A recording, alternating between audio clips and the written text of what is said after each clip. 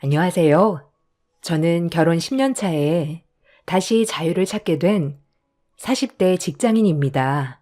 나름 결혼 생활을 잘 해내고 있다고 생각을 했었는데 정작 결혼 생활의 실체를 알고 나니 참 허무하기도 합니다. 남편과는 첫 직장 회사 동기였습니다. 어릴 적 엄마가 돌아가시고 나서 저는 아빠가 혼자 양육을 하셨어요. 친인척도 별로 없었기 때문에 아빠는 도움을 받고 저를 키우기도 어려웠고 남자인 아빠가 여자인 저를 케어하는 것이 쉬운 일이 아니었지만 그래도 아빠는 제가 엄마가 안 계시다는 티가 나지 않을 정도로 곱고 소중하게 키워주셨습니다. 처음 남편이 저를 봤을 때에도 엄마 아빠의 사랑을 듬뿍 받은 외동딸이라고 생각했다고 해요. 주변에도 말을 하지 않았으면 아빠 혼자 키우는 아이라고 생각하지 않을 정도였죠. 남편은 저와 반대로 시부모님과 누나들의 사랑을 독차지한 외아들이었습니다. 그러다 보니 결혼이 수월하진 않을 수 있겠다 생각을 했는데 예상 밖으로 시댁에서는 저의 결혼을 반대하지 않으셨어요. 오히려 결혼을 할 때 저를 안쓰러워하고 반겨하셨죠. 안녕하세요. 지호 씨랑 만나고 있는 한지연이라고 합니다. 아유, 반가워요. 나는 지호 엄마예요. 지호가 결혼하고 싶다고 했던 여자가 그쪽이군요. 지호한테는 얘기 많이 들었어요. 혹시 우리 집이 외아들이라 좀 신경 쓰일 것 같아서 미리 말해두지만 우리는 아들이라고 감싸돌고 그러지 않으니까 걱정하지 않아도 돼요. 얘네 누나들도 드센 편도 아니고. 맞아. 나는 그냥 막내라서 그런 거지. 남자 여자 그런 거 없어 우리 집은. 그리고 아버지만 계시다는 이야기도 다 들었어요. 혹시라도 신경 많이 쓸까 봐 내가 알고 있다는 거 말해주려고. 우리는 그런 것도 다 괜찮으니까 걱정하지 않아도 돼요. 아, 감사합니다. 사실 조금 걱정했거든요. 에휴, 그럴 수 있죠. 그렇지만 우리는 정말 신경 하나도 안 쓰고 있어요. 결혼한다고 하니 말은 좀 편하게 해도 되겠죠? 네, 어머님 편하게 말씀하세요. 지호가 빨리 결혼을 하고 싶다고 해서 날짜는 두 사람이 편한 날짜로 잡으면 될 것 같고 집은 지호가 사는 곳으로 그대로 들어와 살아도 될 것 같은데 어떻게 생각하니? 우리는 예물, 예단 이런 건 생략해도 괜찮은데 사돈댁은 어떠실지 모르니까 한번 이 부분도 이야기를 나눠보는 게 좋을 것 같아. 시댁에서는 오히려 쿨하게 결혼을 허락하셨고 허례허식 없이 결혼식을 치르자며 예물이나 예단도 모두 생략하자고 이야기를 하셨어요. 남편의 누나들이 시집을 간 상황이 아니었기 때문에 사실상 개혼이라 원하시는 부분이 있을 수 있겠다 생각을 했는데 전혀 그런 것도 없이 편하게 해주셔서 시집 잘 가는구나 생각이 들기도 했습니다. 그렇지만 제가 생각했던 것과는 다른 부분들이 많았어요. 결혼이 끝나고 첫 명절날 시모는 가족들이 다 있는 자리에서 당황스러운 이야기를 꺼내기도 했어요. 엄마는 이제 좋겠네. 외동딸 그 많은 재산 물려받는다며. 그러면 다 지호 거 아니야? 그럼 엄마도 호강할 테고. 예, 무슨 내가 호강하니? 지호가 편하게 사는 거지 뭐. 네? 무슨 얘기를 하시는 건지. 아, 아무것도 아니야. 올케 아버지 사업 크게 하시더라. 결혼식에 오신 분들이 다 놀라더라고. 어떻게 저 사장님 자녀분이랑 결혼을 하게 되었냐면서 다 이야기를 하길래 그냥 좀 알게 되었어. 아, 아니에요. 그냥 작게 사업하시는 건데. 에이, 그게 어떻게 작게 사업하는 거야? 거기 그 동네 사람들은 지역 유지라고 다 아시던데? 우리 지호 벅 터졌네, 정말. 에이, 누나는 무슨? 아직 내가 받은 것도 아닌데. 그래도 하나뿐인 딸한테 재산은 오겠지? 그때 당시 나눈 이야기를 듣고 나서 저는 어떻게 반응을 해야 할지 정말 난감했어요. 남편에게도 말하지 않았던 친정 재산에 대한 이야기를 이미 시댁 식구들이 어느 정도 알고 있다는 것을 듣게 되니 정말 당황스러웠답니다. 명절이 끝나고 집으로 돌아가는 길에 남편에게 당황스러움을 표현하니 대수롭지 않다는 듯이 얘기를 하더라고요. 아까 형님이랑 어머님 하시는 얘기 듣고 나 정말 깜짝 놀랐어. 어떻게 아신 거지? 에이, 아까 얘기했잖아. 결혼식 날 다른 사람들이 하는 얘기를 들었다고. 그냥 그렇게 한 거지. 자세한 건 잘 모를 거야. 결혼해서 첫 명절이라 누나가 분위기 좀 풀어주려고 농담한 거지 뭐. 그러신 거겠지? 혹시나 해서 말하는 건데 우리 집 재산 별로 없어. 그리고 있어도 아빠가 다 쓰시고 가실 거야. 그러시라고 했고. 알겠어. 누가 뭐래? 아버님 다 쓰시고 가셔야지. 나도 별 생각 없어.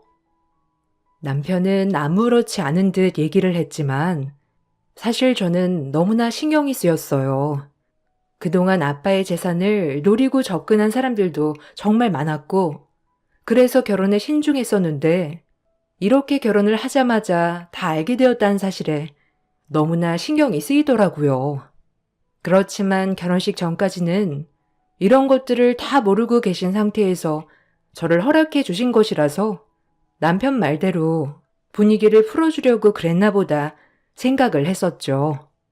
그런데 그 후에도 친정 아빠 재산에 대한 이야기를 종종 언급이 되기도 했어요. 마치 지나가는 듯 쓱 흘리는 이야기였지만 저는 찝찝함을 지울 수 없었죠. 시댁 식구들이 모이는 날이면 어김없이 이야기를 꺼내시더라고요. 그래. 사돈 어른은 잘 지내시니? 혼자 계시니까 적적하시겠다. 그렇겠다. 하나밖에 없는 딸이니까 올케가 잘 챙겨야 되겠네. 네, 자주 찾아뵙고 있어요. 아니, 근데 딸도 시집갔고, 그러니 새장가 드시려고 연애하시는 거 아니셔? 아유, 그렇게 되면 또 복잡한데? 네? 어떤 게 복잡해요? 아니, 그렇게 되면 나중에 재산도 새엄마랑 나눠야 되고, 새엄마가 혹시라도 아이라도 낳게 되면 또 그걸 나눠야 되고 복잡하지. 아, 그건, 그건 아빠가 결정하시는 거라서 제가 할 말은 없죠.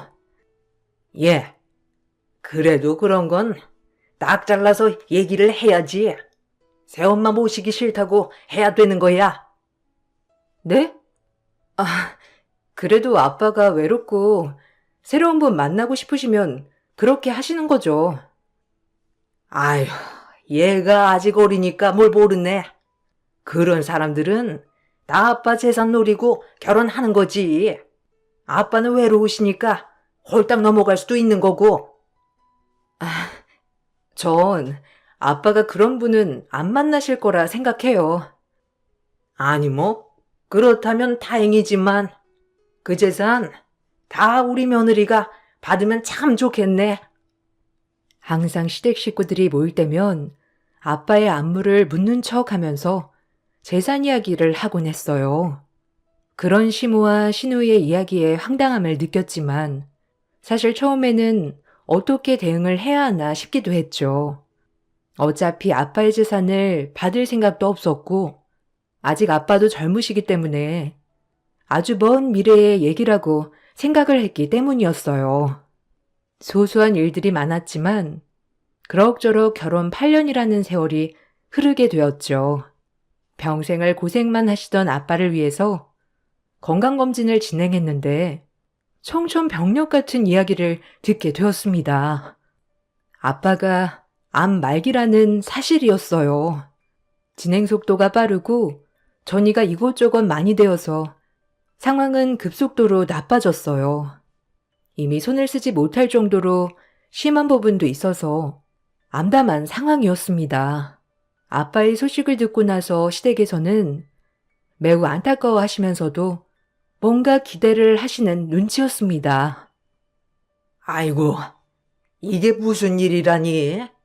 사돈어른은 좀 어떠셔? 많이 안 좋으신 거니? 네, 수술하면서 어느 정도 떼어나긴 했는데 이미 여러 곳에 전이가 되고 상황도 좋지 않아서요. 우선 항암을 받으면서 경과를 지켜봐야 할 것 같다고 하네요. 아이고, 얼마나 속상하니? 많이 안 좋으시다고 하니? 사업은 어떻게 하시기로 하셨어? 아마 일은 이제 정리를 하셔야 할 것 같아요. 나아지신다고 해도 더 이상 사업을 운영하시기는 어려우시지 않을까 싶기도 하고요. 에휴, 그렇구나. 아버지 곁에서 잘 챙겨드려야 되겠네. 아휴, 그리고 아버지가 무슨 얘기는 더 안 하시니? 네? 무슨 이야기요? 아니, 무슨 사업을 어떻게 정리하겠다느니? 원래 어른들은 아프면 주변 정리 먼저 하거든. 혹시나 해서. 아, 아버지 재산이요? 아니, 꼭 재산이라기보다는 그래도 살아계실 때 좀 정리를 하시는 게 낫지 않을까 싶어서. 어머님, 아직 저희 아빠 괜찮으세요? 아유, 그래. 그냥 걱정돼서 하는 소리야. 시어머님의 말에 저는 서운함이 느껴졌지만 단순히 눈치 없이 하시는 말씀이라 생각을 했어요. 아버지는 평생 사업을 하셨고 생각보다 사업도 잘 되셨습니다. 동네에서도 잘 사는 집으로 소문이 날 정도였죠. 아무래도 남자 혼자 아이를 키우다 보니 주변에서도 혼처를 소개해 주겠다며 여러 번 이야기를 하셨던 것 같아요. 그렇지만 아빠는 제가 클 때까지는 재혼 생각은 전혀 없다며 다 잘라내셨죠. 제가 결혼을 하고 난 후에도 아빠는 다른 분은 만나지 않으셨어요. 그러다 보니 결국에는 아빠의 재산을 물려받을 사람은 저밖에 없었던 것이죠. 이 사실은 시댁 식구들도 모두 알고 있던 상황이었습니다. 그러다 보니 아마 당연히 재산이 아들에게 갈 것이라 생각을 하셨던 것 같아요. 대놓고 물어보신 것은 아니지만 마치 아빠가 얼른 돌아가시기만을 바라는 눈치였습니다. 올케, 아버지 좀 어떠셔? 전에 많이 힘드시다고 한 거 아니었어? 네? 아, 요즘 그래도 많이 좋아지셨어요. 새로 쓰는 약이 좀 잘 듣는 것 같아요. 아, 그래? 아유, 그렇구나. 난 또 저번에 너무 심각하게 얘기를 하길래 오늘 내일 하시는 줄 알았지. 그러게요. 그때는 정말 상황이 나쁘셨는데 이렇게 좋아지시니 전 너무 다행이죠. 아이고, 뭐가 다행이야? 어른은 아프면 자식들이 다 고생이다.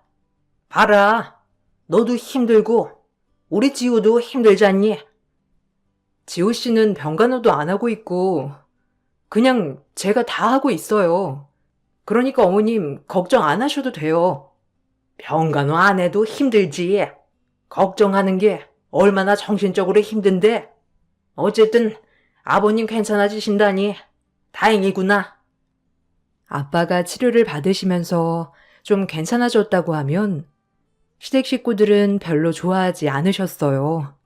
반면에 아빠의 상황이 나빠졌다고 하면 서둘러서 장례 준비를 해야 하는 거 아니냐며 호들갑을 떠시기도 했죠. 그래, 요즘은 아버지 어떠시니? 아, 요즘 상황이 많이 안 좋으셔서요. 어제는 산소호흡기도 끼셔야 되셔가지고. 아이고 저런, 그래? 아유, 이제 좀 준비를 해야 하는 거 아니니? 장례도 미리 준비해야 당일에 당황스럽지 않지. 네? 아니요, 어머님. 장례는 나중에 준비해도 괜찮아요. 아니다. 원래 이런 건 미리미리 준비를 해야 하는 거야. 그런 거 다 걱정하지 말아라. 내가 그건 다 알아서 해줄 테니. 아, 네, 알겠습니다. 저는 이런 상황에서 하나밖에 없는 가족인 아빠가 좀 더 건강하게 제 곁에 있으셨으면 좋겠다 생각이 들었어요. 그렇지만 아빠의 상황은 점점 더 나빠지게 되었고 결국 1년여의 투병 끝에 아빠는 돌아가시게 되었습니다. 장례식장에는 수많은 사람들이 왔고 오시는 분들 대부분은 매우 슬퍼하셨어요. 그렇지만 시댁 식구들은 슬퍼하기는커녕 다른 것에 더 관심이 있는 듯 했어요. 장례가 진행되면서 슬픔에 빠져 정신이 없었던 저에게 시댁 식구들은 혹시나 아빠가 사회의 재산을 환원한다는 유언을 한 것은 아닌지 확인하기 바빴습니다. 예, 지연아. 좀 괜찮니? 여기 와서 쉬어라. 원래 장례가 힘들고 그런 거야. 네, 감사합니다, 어머님. 그래도 장례 진행 옆에서 도와주셔서 좀 수월하네요. 그래. 아버지 잘 보내드리고 정리도 슬슬 해야지. 시간 지나면 더 정신없으니까 지금부터 하나씩 정리해두는 게 좋아. 정리요? 어떤 거요? 아니, 아버지 유언장이나 이런 건 안 남기셨니? 유언장이 있으면 그거에 따라서 재산이나 이런 것도 다 정리해야 하니까. 아, 아니요. 유언장은 따로 준비하진 않으신 것 같은데요. 아니, 그 전에 하신 말 같은 것도 없으셨어? 뭐 재산을 환원한다든지 이런 이야기나 아니면 채무가 있다든지 이런 거 말이야. 그런 이야기는 전혀 없으셨어요. 그지? 그래. 하나밖에 없는 딸한테 다 주셨겠지. 그래, 알겠다. 그럼 장례 끝나고 정리하는 거 내가 도와줄게. 시댁 식구들은 유언이 따로 남겨지지 않았다는 것을 알고 더욱 반가워했습니다. 저는 장례가 다 끝나기도 전에 이런 얘기를 하는 모습에 모든 정이 떨어지는 듯 했습니다. 장례가 끝나고 저는 남편에게 이런 속상함을 얘기했어요. 그런데 남편은 오히려 제가 이상하다고 했죠. 사실 장례식장에서 시누이며 시어머니며 다 아빠 유언에만 관심이 있더라고. 슬퍼하는 모습도 없으시고 집은 어떻게 할 거냐고도 하고. 뭐 궁금할 수 있지. 거기다가 당신이 어떻게 처분할지 잘 모를 수도 있으니까 그런 것도 있고. 유언 있으면 그거대로 해야 하니까 그런 거지 뭐. 그래도 아직 아빠 보내드리지도 못했는데 벌써부터 재산 얘기를 하니까 좀 그렇더라고. 당신 너무 예민한 거 아니야? 엄마는 당신 걱정돼서 한 얘길 텐데. 뭔가 우리 가족들이 당신 유산에만 관심이 있다고 하는 것 같네. 없는 말은 아니지 않아? 장례식에 오신 분들 중에서 내가 어느 정도 유산을 받는지 그런 거 물어보는 사람도 없었어. 당신 진짜 너무 예민해. 엄마는 전에 유산 때문에 복잡했던 일도 있어서 더 신경 쓰시는 거야. 어떻게 신경 써주는 사람의 선의를 이런 식으로 얘기를 할 수 있어? 그냥 이번 일은 당신이 아버님 보내고 예민해져서 그런 거라고 생각할게. 그리고 유산 좀 받으면 어때서? 솔직히 우리들 벌이로는 부족하니까. 손뜻 아이도 못 낳고 있는 거 아니야? 엄마도 그거 알아서 더 신경 쓰시는 거고. 그 유산 받으면 우리 엄마가 편해지는 거야? 그런 거 아니잖아. 근데 왜 그렇게 얘기하는 거야? 정말 내가 더 서운하다. 남편은 저에게 오히려 서운함을 얘기했습니다. 물론 제가 아빠에게서 모든 재산을 받게 되면 조금 더 여유로울 순 있었죠. 결혼을 할 때도 양가 도움 없이 결혼을 했고 지금까지 맞벌이를 하고 있었고 아이를 갖는 것은 꿈도 꾸지 못했었죠. 그렇지만 남편의 이런 얘기는 결혼 전 약속했던 양가 도움 없이 우리끼리 살아가겠다는 약속을 어기는 것이라 저도 실망을 했습니다. 장례가 끝나고 제가 알고 있는 아빠의 재산에 대한 정리를 하기로 했죠. 알고 있는 거라곤 아빠가 운영하고 있었던 사업체 땅이었어요. 사업 관련된 채무는 이미 아빠가 투병을 하시면서 정리를 하셨고 부동산에 대한 것은 미처 처분을 하지 않으셨던 상황이었습니다. 저는 몰랐지만 저 대신에 남편이 알아본 바로는 현재 땅의 가치가 118억 정도 된다고 하더라고요. 남편은 저에게 그 땅에서 자신도 사업을 시작하고 싶다고 얘기를 해왔습니다. 당신 아버님 운영하셨던 사업체 땅 있지? 그거 118억 정도 된다고 하더라고. 당신 그거 받게 되면 내가 거기 운영해도 될까? 갑자기? 당신 사업도 안 해봤는데 괜찮겠어? 안 그래도 회사 사정도 나빠지고 언제 잘릴지도 모르는데 뭐라도 해봐야지. 당신도 사실 아버님 보내고 힘들잖아. 바로 일하려고 하면 힘들 텐데 내가 사업 운영하면서 돈 벌 테니까 당신은 좀 마음도 달래고 쉬어. 그렇게까지 생각했어? 그러게. 나도 아빠 보내고 나서 마음이 참 정리가 안 되네. 근데 사업은 어떻게 하려고? 시설은 다 갖추어져 있으니까 그냥 그대로 사용해도 괜찮을 것 같다 생각해. 근데 당신 명의로 있으면 사업장 관리 이런 게 좀 힘드니까 명의 변경하면서 나도 올려주면 안 되나? 아니면 내 명의로 올려도 상관없고. 명의를 당신으로?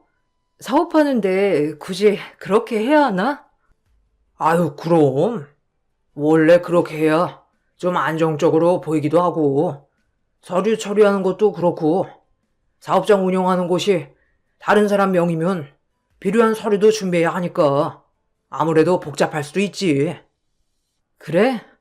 그래, 우선 내가 지금 정신이 없으니까 나중에 얘기하자. 남편은 사업을 운영하면서 복잡한 서류 대신 자신의 명의로 부동산을 두면 중간 과정이 복잡하지 않을 거란 얘기를 했어요.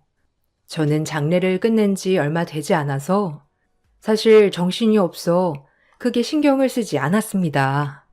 그렇게 얼마간의 시간이 지나고 시댁 식구들과 함께 밥을 먹게 되는 자리에 참석을 하게 되었어요.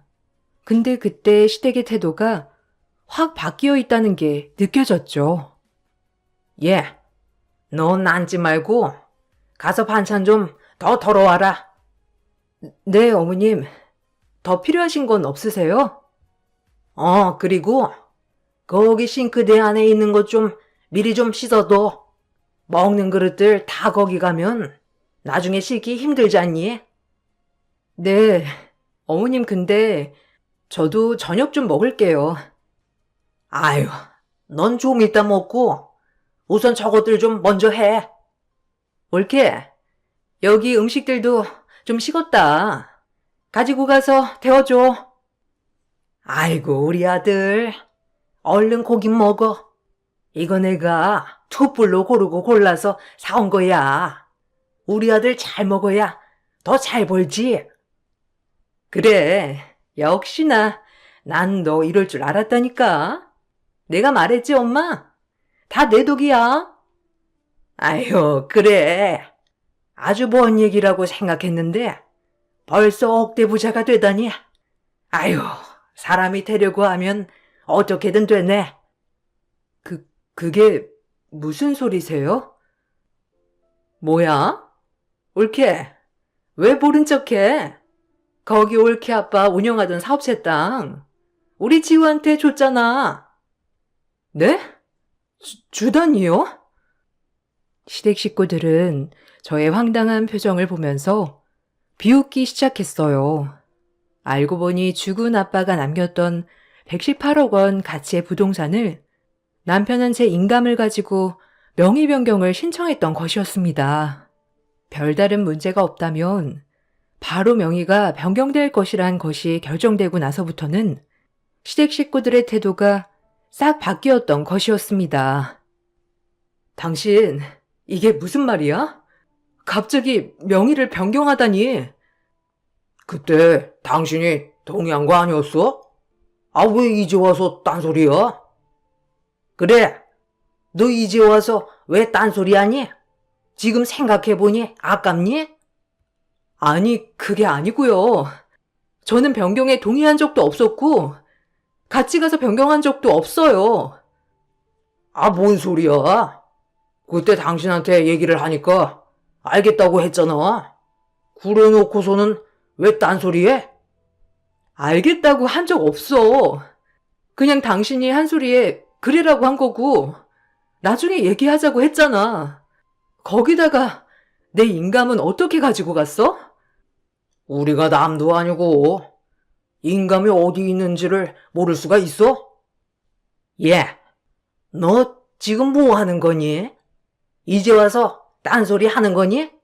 아니, 그래서 네 남편이 그 땅 가졌다고 지금 화내는 거야? 참 잘났다, 진짜.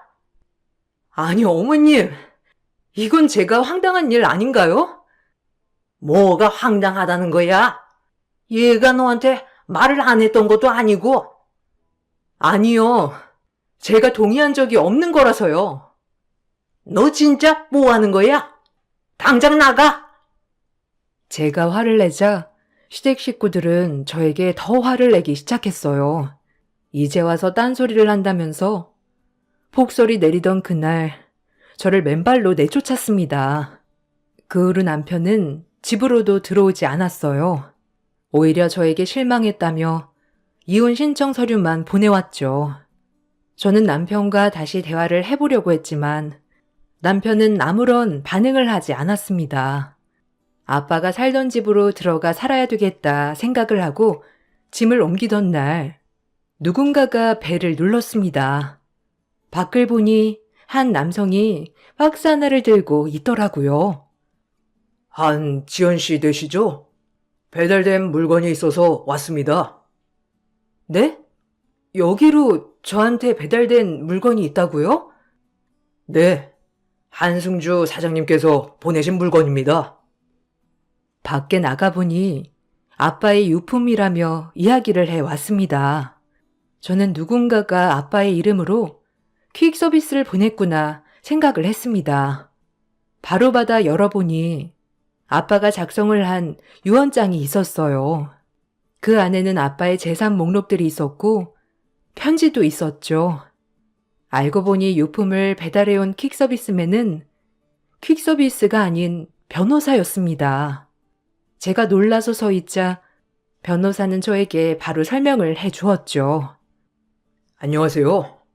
저는 사장님께서 고용하신 변호사입니다. 돌아가시기 전에 유언장도 남겨두셨고, 이렇게 따님이 집에 오면 전달해달라는 물건도 제가 받아 보관하고 있었습니다. 궁금하신 내용들이 많으실 것 같아서 들어가 설명해 드려도 될까요? 아, 네. 근데 언제 저희 아빠가 이런 걸 남겨두신 거죠? 장례 끝난 지 꽤 지났는데 전혀 모르고 있었어요. 아, 그게 아버님께서 시댁 식구들이 하는 얘기를 들으시고는 바로 작성하셨습니다. 네? 저희 시댁 식구들이요? 네, 그때 한번 병문안을 오셨던 적이 있으시더라고요. 그러다가 우연히 시댁 식구들이 통화하는 걸 듣게 되었는데, 뭐 사장님께서 돌아가시고 나면 유산을 다 따님 남편분이 받으실 거라는 말을 하셨나 보더라고요. 그걸 듣고 나서는 바로 준비를 해야 되겠다고 저에게 연락을 해 오셨습니다. 아, 그런 일이 있었나요? 저는 전혀 몰랐네요. 사장님께서는 아마 따님께서 곤란한 상황이 생길 수도 있을 거라고 얘기를 하셨습니다. 그래서 이렇게 서류도 준비를 해 두셨고, 저도 나름 준비를 하고 있었습니다. 우선 사장님 소유의 부동산이 명의 변경 신청이 되었더라고요. 그거에 대해서 먼저 대응을 해야 할 것 같습니다. 아빠는 돌아가시기 전에 시댁 식구들의 욕심을 아시고서는 이러한 상황이 올 것이라 어느 정도 예상을 한 듯 했어요. 아빠의 선구 안에 다시 한번 놀랐죠. 저는 변호사의 도움을 통해서 다시 재산을 찾고자 이리저리 발로 뛰며 서류들을 준비했습니다. 먼저 명의 변경을 한 사항에 대해서 적극적으로 대응을 하였죠. 아버지의 유언장에는 해당 부동산을 사회에 환원하겠다고 작성이 되어 있었습니다. 그러니 제가 유산을 받을 것이 아니었던 것이었죠. 또한 남편과의 대화 내용을 녹음하여 인감을 사용하도록 동의한 것은 아니라는 것도 증거를 확보를 했습니다. 이와 동시에 저는 남편에게 이혼을 청구하였습니다. 청구 내용은 시댁의 부당대우였고 위자료로 2천만 원을 청구하였으며 재산 분할을 요구하였습니다. 당연히 소식이 들려오자 남편은 저에게 연락을 해왔어요. 그동안 한 번도 연락도 없다가 결국 이렇게 연락이 오네? 너 지금 뭐 하자는 거야? 명의 변경 취소라니? 이게 무슨 소리고? 거기다가 나한테 위자료를 청구한다고? 무슨 이유로? 당신 지금까지 한 행동 유책 사유인 건 알고 있어? 시댁에서 나한테 한 부당대우에 대해서 당신은 오히려 동조하고 나를 사지로 몰았잖아. 이거 다 이혼 사유에 해당되고 그러니 위자료 나한테 지불해야지. 거기다가 우리한테 있는 재산은 당신뿐만 아니라 나도 같이 모은 거잖아. 당신이랑 나랑 월급이 차이 나는 것도 아니고 그 재산 중에 다른 가족들 지분이 있는 것도 아니니 반으로 나눠야지. 뭐? 위자료? 무슨 얼토당토 않는 얘기야? 위자료 받아야 할 건 당신이 아니고 나야. 그때 다 약속한 거 가지고 당신이 꼬투리 잡아서 그 사달이 난 건데 무슨 유책 사유라는 건데? 긴 말할 필요 없고 자세한 건 법원에서 얘기하자고. 나는 변호사 선임했으니까 나한테 이러지 말고 변호사 통해서 얘기해. 남편은 저의 태도에 황당해했지만 저의 복수는 이것으로 끝을 내지 않았습니다. 저는 저의 인감을 몰래 가지고 가 사용했다는 것을 경찰에 신고하였고 남편은 인감을 도용한 사실로 경찰 조사를 받아야 했죠. 시댁에서는 혹여나 소중한 아들이 형사처분을 받을까 싶어 저에게 전화를 해 협박하기도 했습니다. 너 지금 네 남편 콩밥이라도 먹여야 속 시원하다는 거니? 어디서 배워먹은 짓이야? 어머님, 제가 없는 죄를 묻겠다는 것도 아니고 제 허락도 없이 제 인감을 사용했다면 그에 따른 처분은 받아야죠. 그때 제가 물었을 때 사과라도 했다면 저는 이렇게까지 안 했을 겁니다. 그래, 네가 이렇게 독하니 우리 아들이 너랑 이혼한다고 했겠지? 근데 너 이거 정말 잘못하는 거다. 내가 얼마나 잘해줬는데 은혜를 원수로 갚는 게 말이나 되니? 은혜요? 어머님이 언제 저한테 은혜를 주셨다고 그러시나요? 오히려 저희 아빠 유산 탐내셨잖아요. 내가 언제 너네 아빠 유산 탐냈니? 말은 바로 해야지. 그리고 유산은 왜 이렇게 된 거야? 유언장 없다고 한 거 아니었어? 갑자기 유언장이 나타나다니. 지금까지 너 우리 속였던 거구나? 속인 적 없습니다. 아빠가 이걸 다 아시고 준비를 하셨나 보네요. 뭐? 너 쓸데없는 말 하지 말고 빨리 고소 취하해. 우리 아들 콩밥 먹기라도 해봐. 내가 너 가만 안 둬. 합의를 하더라도 형사처분은 받을 수밖에 없을 거예요. 거기다가 절 가만 안 둔다니요?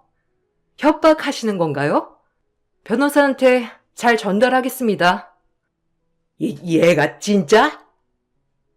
저는 그동안의 상황을 모두 알고 있었던 아빠가 떠났는데 발걸음이 얼마나 무거우셨을까 생각을 하니 마음이 찢어지는 듯 했습니다. 아마 아빠도 제가 나중에 좀 더 편하게 살았으면 좋겠다 생각을 해서 사업을 정리하시면서 재산을 모두 증여를 해주려고 하셨던 것 같더라고요. 그렇지만 그렇게 되면 결국에는 시댁 식구들에게 뺏길 수도 있겠다 싶어서 이렇게 처리를 해 두신 것 같았습니다. 폭풍 같은 시간들이 흘러가고 결국 저는 아빠가 남겨두신 재산들을 받게 되었습니다. 거기다가 시댁 식구들의 부당 대우가 인정이 됨으로써 남편과 헤어지게 되었고 위자료로 2천만 원을 받게 되었죠. 저는 다시 아빠와 둘이 살았던 집으로 홀로 들어오게 되었습니다. 마지막으로 남겨주었던 아빠의 편지에는 누구보다 사랑하고 소중한 딸이 너무 슬퍼하지 않았으면 좋겠다는 말이 적혀 있었습니다. 거기다가 평생 잊지 않고 사랑했던 엄마 옆으로 가는 거니 이제는 엄마 아빠가 함께 저를 마음속으로 지켜주고 있는 거라 생각하라는 말도 있었죠. 끝까지 행복한 모습만을 보여주고 싶었지만 아빠에게 못난 딸의 결혼 생활을 보여드린 것 같아 너무 죄송했습니다. 그 마음으로 더 독하게 남편과 헤어지게 되었던 것이죠. 그 후로 남편은 종종 연락이 왔습니다. 잘 지내? 나 다시 일 시작했어. 혹시 우리 다시 시작하면 안 될까? 무슨 소리야? 그렇게 큰 소리 쳐놓고 내가 다시 당신 만날 거라 생각한 거야? 아니 그건 아니고 그냥 종종 생각이 나더라고. 내가 정말 미쳤었나 봐. 평생 갖지 못했던 돈을 갖는다고 생각하니까 미쳤었어 내가. 아니, 나는 매번 얘기를 했었잖아. 우리는 아빠 재산 가질 일 없을 거라고. 항상 난 얘기를 했었고 욕심 부리면 안 된다고 분명 얘기를 했었어. 그런데 당신은 역시나 그 욕심 내려놓지 못했었네. 아니야. 지금은 다 내려놓았어. 그러니 한 번만 기회를 주면 안 될까? 내가 기회를 줘야 하는 이유가 있어? 난 그때 이미 여러 번 기회를 줬던 것 같은데? 당신이랑은 다시 만날 일 없을 거야. 재결합을 바라는 남편에게 저는 더 이상 연락을 하지 않았으면 좋겠다고 이야기를 했습니다. 그 뒤로는 다시 연락은 오지 않더라고요. 아빠가 남겨주신 재산은 아직까지는 어떻게 써야 할지 생각도 나지 않네요. 누군가는 유산을 받으면 그만큼 행복할 거라 생각을 하지만 저는 오히려 씁쓸한 마음이 들기도 합니다. 이 재산을 저에게 주려고 지키기 위해 아빠는 아픈 와중에도 마음을 숨기고 저를 위해 준비해 왔다는 걸 안 이상 이걸 제대로 잘 사용해야 되겠다는 생각을 하고 있어요. 세상에 이제는 저 혼자만 남겨지게 되었지만 엄마와 아빠가 항상 제 마음속에 가까이 계시니 어떤 풍파가 와도 이겨낼 수 있을 것 같아요. 여러분들도 건강 유의하시고 행복하시길 바랄게요. 감사합니다. 안녕하세요. 저는 성북구에 살고 있는 30대 중반 여자입니다. 지금도 전화를 하면 바로 밝은 목소리로 받아주실 것 같은 아빠가 세상을 떠나셨다는 게 믿어지지가 않습니다. 언제나 제 곁에 머물러 주실 줄 알았는데 아빠는 저를 남겨둔 채 먼저 눈을 감으셨네요. 앞으로 아빠를 볼 수 있는 건 함께 찍은 사진 몇 장과 동영상이 전부라는 게 제 마음을 너무 아프게 하네요. 저희 아빠가 세상을 떠나신 지도 벌써 3개월이라는 시간이 지났습니다. 지금 현재 혼자가 되어버리신 엄마 옆에는 제가 자리를 지켜드리고 있어요. 항상 웃음이 끊이지 않았던 엄마는 아빠에게 많은 의지를 하면서 살아오셔서 그런지 현실을 받아들이기까지 아직 시간이 더 필요하신 것 같아 엄마와 저는 서로 의지하며 살아가고 있습니다. 그리고 아빠가 떠나시면서 또 다른 충격적인 사실들이 밝혀지게 되었는데요. 만약 제가 그걸 목격하지 않았다면 저희 집안은 돌이킬 수 없는 상태까지 왔을 거예요.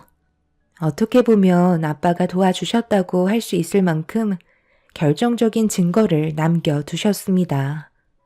제 사연의 시작은 5년 전 어느 여름날 저희 가족이 동해바다 해수욕장에서 물놀이를 하고 있던 도중에 아빠가 다리에 쥐가 나셨는지 물에서 나오지 못하고 계셨어요. 그때 어떤 남자가 저희 아빠를 구해주면서 그 사람과의 인연이 시작되었습니다. 아빠는 생명의 은인이라면서 그 사람을 정말 마음에 들어 하셨죠. 그리고 저와 전혀 이어지지 않는 사람이었는데 어떻게 하다 보니 연인 사이가 되었고 남편으로서 저와 함께 인생 계획을 세우게 되었습니다.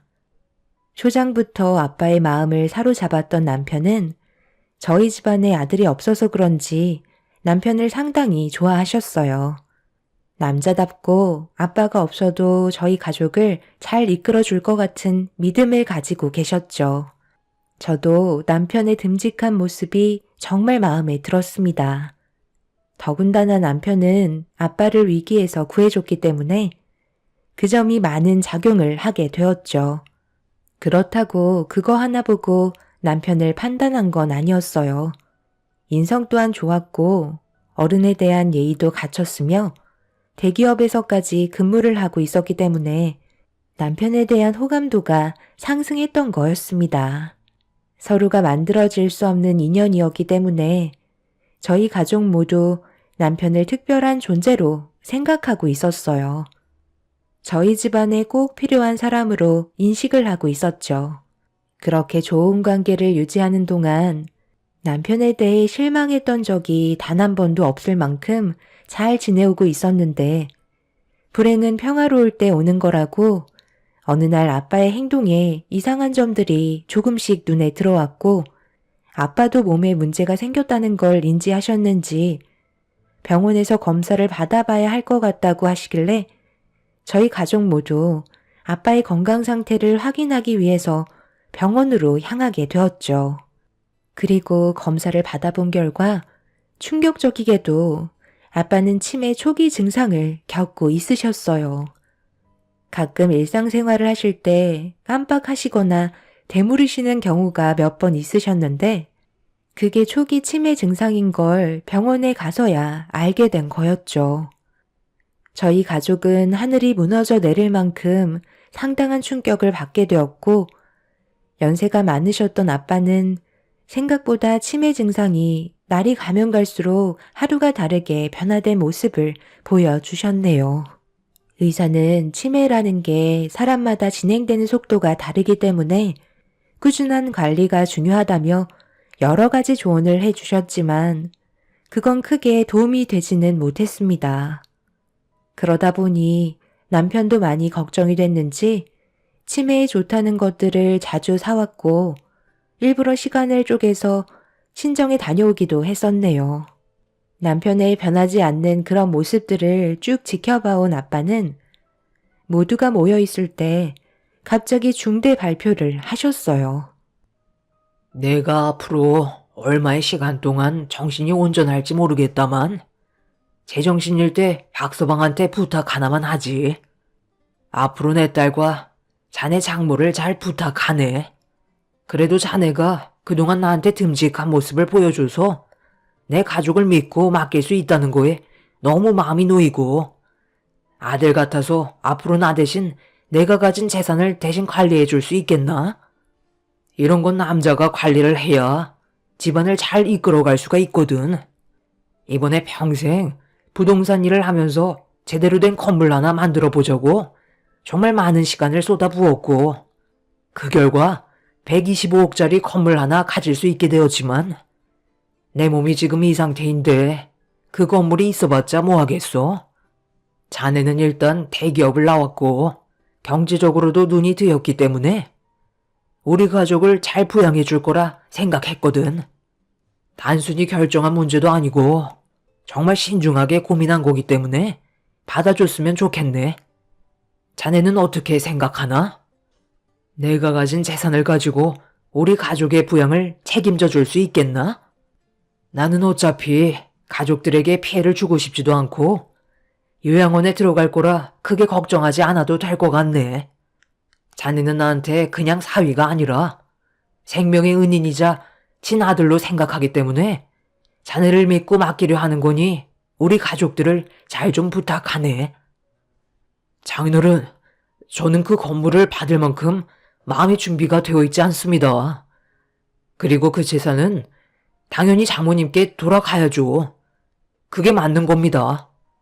장인어른 옆을 평생 지켜주신 분은 장모님이신데 고작 제가 이 사람과 결혼한 지 얼마나 됐다고 그 큰 금액의 재산을 혼자서 가져간다는 건 도둑이나 마찬가지인 거죠. 저를 그렇게 믿어주셨다는 것만도 저는 감사하게 생각합니다. 당신은 어떻게 생각해? 내가 사이한테 건물을 넘겨도 될 것 같아? 불만이 있으면 지금 말해줬으면 좋겠는데. 내 입장에서는 솔직히 좀 당황스럽긴 하지. 아무래도 나한테 그동안 단 한 번도 당신의 고민을 털어놓은 적은 없었잖아. 지금 그 건물을 박서방한테 넘기겠다는 것도 우리는 전혀 알지 못하고 있었는데? 준비가 되어 있지 않았는데 무슨 말을 할 수가 있겠어? 아무래도 돈 문제가 예민한 거기 때문에 지금 당장 결정할 수 있는 문제가 아니지. 나중에 다시 얘기해요. 오늘은 단순 식사 자리인 줄 알았는데 갑자기 이런 대화가 오고 가서 좀 당황스러우니까 이쯤에서 정리하고 너도 다음날 일찍 출근해야 하니까 박서방이랑 어서 들어가야지. 조금 있다가 다시 엄마가 전화할게. 엄마의 안색은 어두웠고 아빠에게 상당히 서운해하는 것 같아 보였습니다. 아무래도 조금도 의논하지 않고 아빠 혼자 결정한 문제이기 때문에 엄마는 예민하게 반응을 하신 것 같아 보였죠. 남편과 저는 집으로 오는 동안 아빠가 했던 재산에 대해 진지하게 대화를 주고받고 있었는데 남편은 조금도 아빠의 재산을 탐하려 하지 않았어요. 오히려 욕심을 부리면 화를 입는다며 지금도 잘 살고 있기 때문에 자기가 아닌 저희 엄마한테 가는 게 맞는 거라며 크게 관심을 가지지 않았네요. 그런데 남편이 이 문제를 시댁 집안에 얘기를 했는지 다음날 저에게 전화를 하셨습니다. 퇴근하고 저희 집에 오시겠다는 말이셨고 상당히 화가 많이 올라오신 목소리셨어요. 그렇게 퇴근 후 집에 도착하니 남편과 시부모님께서 먼저 집에 들어와 계셨고 시모가 빨리 가까이 오라며 조급해 하셨네요. 그리곤 처음으로 저에게 화를 내셨습니다. 넌 옆에서 뭐하고 있었던 거야? 사돈어른께서 내 아들한테 재산을 넘기겠다는 말까지 나왔는데 옆에서 가만히 있었다며? 네? 어머님, 갑자기 그게 무슨 말씀이세요? 제가 옆에서 저희 아빠가 가지고 계신 재산을 당연하게 받을 수는 없는 거잖아요. 형식적으로 이 사람이 아닌 저희 엄마한테 돌아가는 게 맞는 거라고요. 그리고 아직 저희 아빠 멀쩡하세요. 지금 당장 넘겨주시겠다는 게 아니라 혼자서 생각을 하고 계신 것뿐이지 아직 결정된 건 아무것도 없었어요. 저희 엄마와 의논부터 하시고 저희와 다시 대화 나누기로 약속을 잡으셨기 때문에 벌써부터 재산 가지고 민감하게 반응하실 필요는 없으세요. 그래도 그렇지. 너도 옆에서 어느 정도는 입김을 풀어 넣어줘야지. 아무 말도 하지 않고 있으면 어쩌자는 거야? 내 아들이 너희 집안과 평범한 사이는 아니잖아. 사돈의 생명을 연장해준 은인이라고.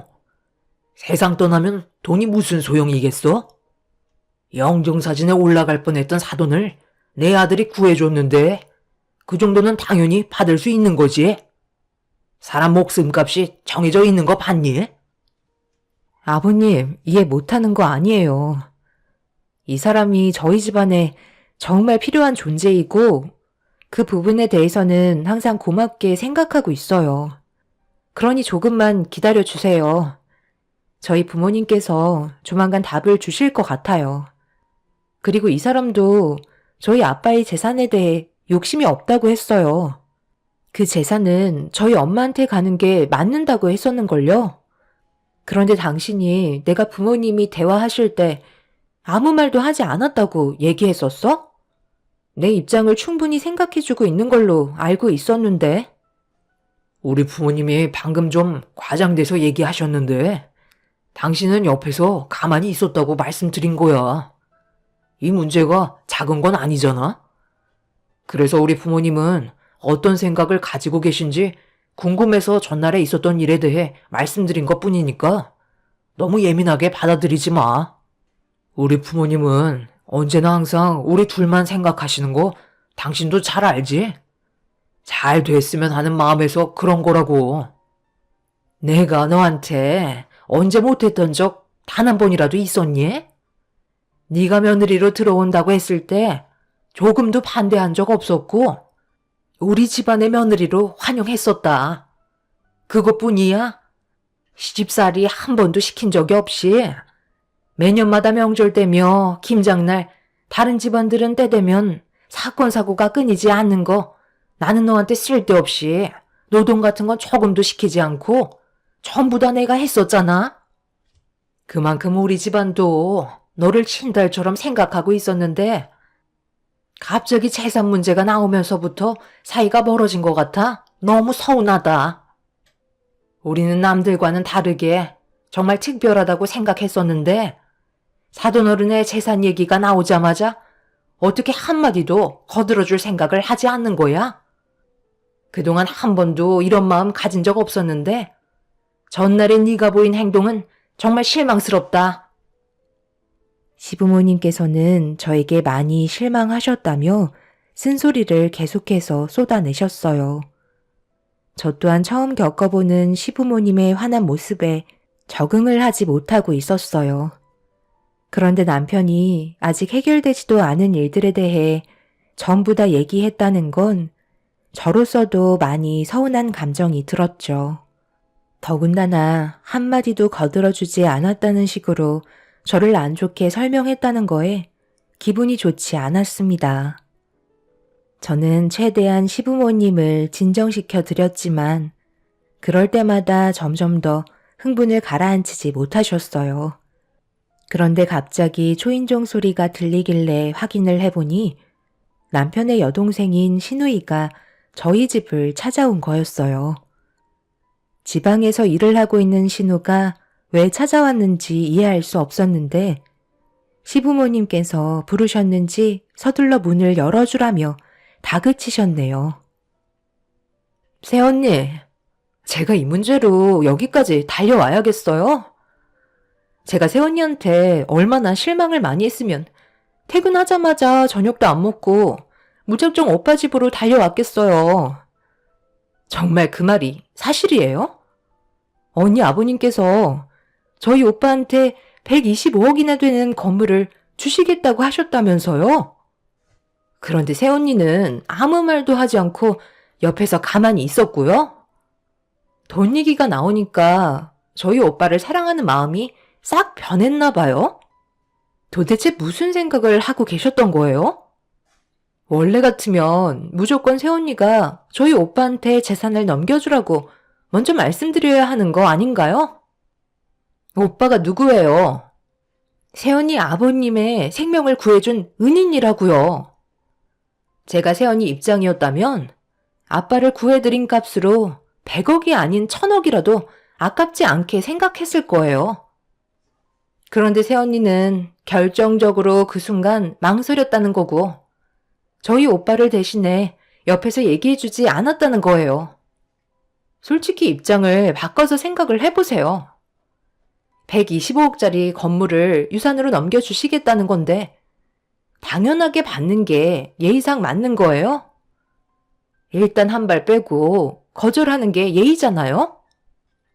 그럼 언니 아버님께서 다시 오빠한테 건물을 가져가라고 하셨을 때 마지못해 어쩔 수 없이 받는 것처럼 해야 그림이 좋은 거라고요. 그런데 지금 상황이 좀 이상하게 흘러가고 있잖아요? 새언니도 인정하죠? 아가씨, 저는 돈이 아깝다고 얘기한 적이 단 한 번도 없었어요. 단지 저희 부모님께서 오랜 기간 함께 하셨기 때문에 이 점에 대해서는 상당히 예민할 수밖에 없는 문제이고 결정적으로 엄마는 신중하고 싶으셨던 것 뿐이에요. 그 말이 똑같은 거죠. 마음의 변화가 생겼다는 건 그때의 고마움을 잊어버리셨다는 건데요. 화장실 들어갈 때와 나올 때가 다르다더니 정말 그 말이 맞는 것 같아요. 저는 새언니한테 조금도 서운한 감정이 없었는데 이번 일을 통해서 다시 보게 됐어요.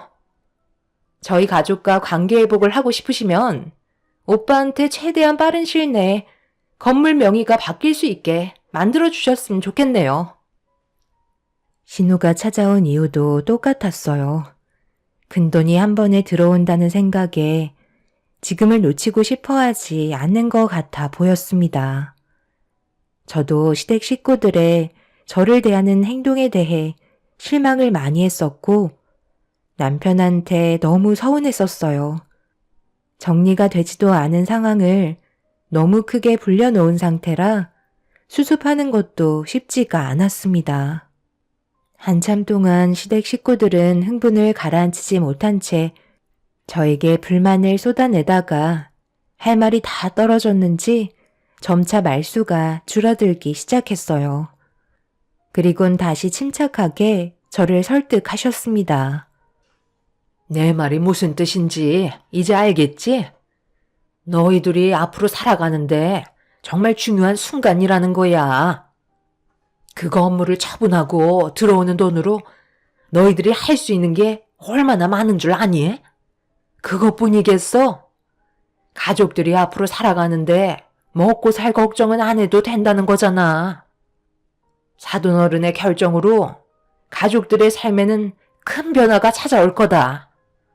그리고 우리의 관계는 더욱더 끈끈해지겠지. 앞으로 하루 이틀 얼굴 볼 사이도 아니고 이제 평생을 함께해야 될 가족으로 형성이 되어 있는 건데 돈 때문에 우리 싸우지 말자. 서로 웃으면서 좋게 해결 볼 수 있는 거야. 그런 큰 돈 가지고 있어봤자 뭐 하겠어? 세상 떠날 때 가지고 갈 수 있는 것도 아니잖아? 남은 인생 즐기다 가면 그걸로 만족하는 거지. 사돈어른께 유산으로 남겨주려 하지 말고 최대한 서둘러서 내 아들의 명의로 바꿔달라고 해라. 우리 웃으면서 잘 살아보자. 사돈어른의 건강이 더 안 좋아지기 전에 하루빨리 정리해야지. 내 말 무슨 뜻인지 이해할 수 있지? 딸이 얘기하는데 안 들어줄 부모가 어디 있겠어? 어머님께서 하신 말씀 충분히 이해했어요. 하지만 아직까지 저한테 그렇다 할 얘기를 해준 건 아직 없으세요. 어머님께서도 저희 아빠가 지금 현재 어떤 상태이신지 잘 알고 계시잖아요. 그래서 저도 지금 많이 당황스러워서 어떻게 해야 할지 많은 고민을 하고 있는 중이에요. 일단 조만간 부모님 얼굴 뵈러 가야 할 것 같으니까 그때 다녀오고 나서 다시 소식을 전해드릴게요. 그리고 제 입장도 조금은 이해해 주세요. 저희 부모님께서 결정하실 문제잖아요. 시댁 식구들은 저를 좋게 타일러서 최대한 하루빨리 아빠의 재산을 남편에게 넘겨줄 수 있게 만들어주길 원하셨습니다. 남편이 시댁 집안의 돈 얘기를 꺼내자마자 이렇게까지 돌변할 거라곤 정말 상상도 못했습니다. 제가 알던 사람들이 아니었어요. 너무 낯설었고 다른 사람을 보는 것 같은 느낌이 들었습니다. 시댁 식구들은 한참 동안 저희 집에 머물다 가신 뒤 남편과 저는 그동안 한 번도 느껴본 적 없었던 냉기가 집안에 가득 퍼지고 있었습니다. 단둘이 남게 되자 남편은 제 눈치를 보면서 안 좋아진 감정을 풀어주려 가까이 다가왔고 조심스럽게 말을 붙였습니다. 결국 남편에게 한마디 하고 말았네요. 내가 이상한 거야? 지금 이게 맞는 거냐고. 전날에 있었던 일이었고 결정된 건 하나도 없는 문제를 가지고 일을 크게 만들어버리면 어떡해? 당신이 이런 식으로 나오면 내가 얼마나 서운한지 알아? 도대체 왜 시부모님께 얘기한 거야? 나도 장인어른께서 그런 말을 하셔서 많이 당황했었어. 그런데 만약 정말 나한테 건물이 넘어온다면 어떻게 해야 할지 고민이 되니까 우리 부모님의 의견을 들어보고 싶어서 전날에 있었던 상황에 대해 잠깐 설명을 드린 것뿐이었는데 나도 일이 이렇게까지 커질 줄은 몰랐지. 그런데 내 말이 틀린 건 아니었잖아. 당신은 그때 아무 말도 하지 않고 있었잖아. 솔직히 나는 그때 좀 서운하긴 했었어. 그렇다고 내가 당신한테 직접적으로 얘기한 건 하나도 없었잖아. 나도 당신이랑 얼굴 붉히면서 싸우고 싶지 않다고.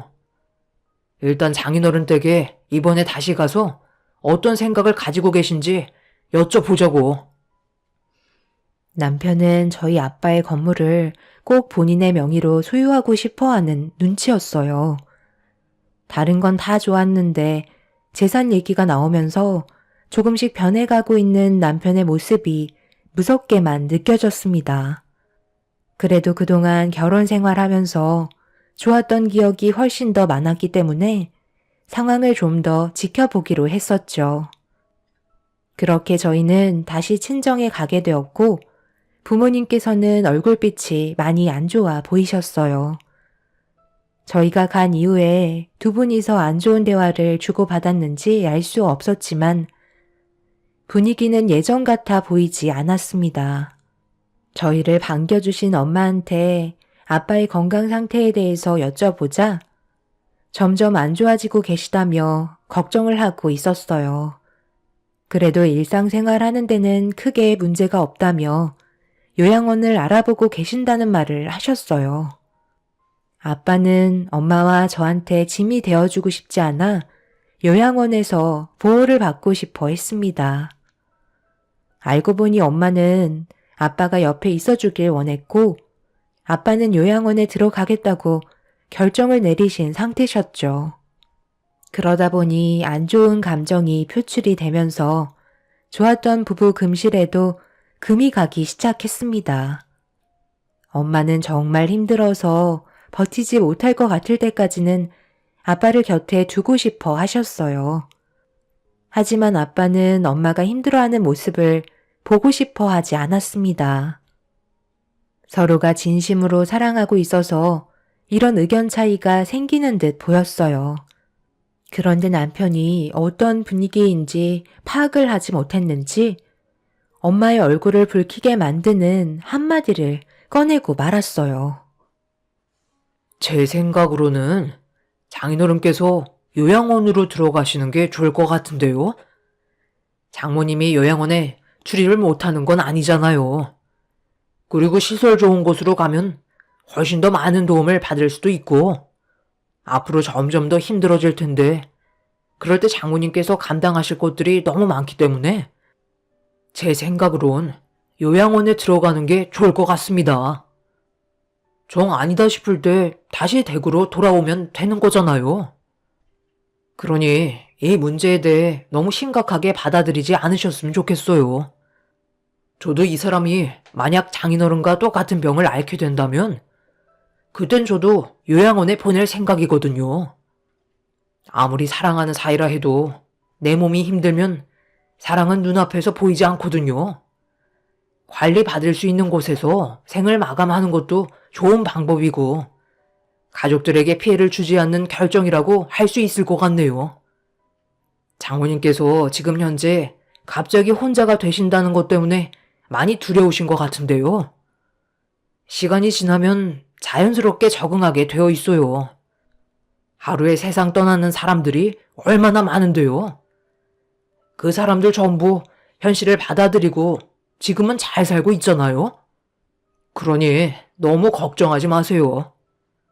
이 사람이랑 제가 있는데 뭐가 두려워서 요양원에 안 모시겠다는 거죠? 지금 그걸 말이라고 해? 내가 싫다고 했으면 그만인 거지. 나는 이이가 내 옆에 있어야 마음이 놓인다고. 자네 처음에는 잘 몰랐는데 상대방에 대한 입장을 조금도 고려해주지 않는구만. 그런 성격 당장 고치게. 제 성격이 어때서요? 저는 있는 그대로를 말씀드리는 거예요. 나중엔 저에게 고마워하실걸요? 장인어른, 제 말이 맞죠? 그리고 저번에 장인어른께서 말씀하신 건물은 어떻게 하실 거예요? 결정은 내리셨어요? 어떤 식으로 진행하실 거죠?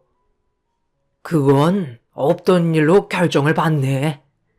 내가 계속 오락가락 하다 보니까 괜히 이상한 말을 한 것 같은데 지금은 아무한테도 건물을 넘길 생각이 없으니까 그때 말한 건 잊어주고 앞으로 내 딸한테만 집중해주게.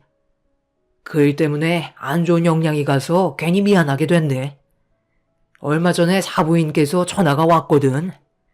박서방에게 건물을 주겠다고 했으면 빨리 넘겨주라면서 얼마 전에 너희 집에 갔었는데 안 좋은 얘기를 주고받았다고 하더라고.